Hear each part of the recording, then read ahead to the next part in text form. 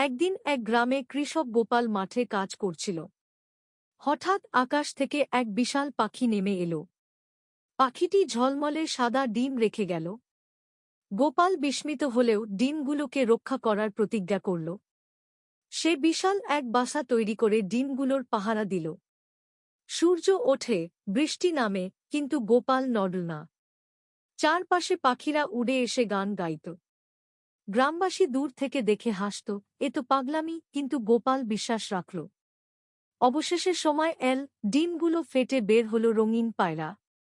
তারা আকাশে উড়ে গিয়ে কৃষককে ঘিরে আনন্দে নাচতে লাগল। গোপালের হৃদয় ভরে উঠল। এরপর একদিন পায়রারা দল বেঁধে দূর দেশে উড়ে গেল। যেখানে তারা গেল সেখানে আলো আর শান্তি ছড়িয়ে দিল।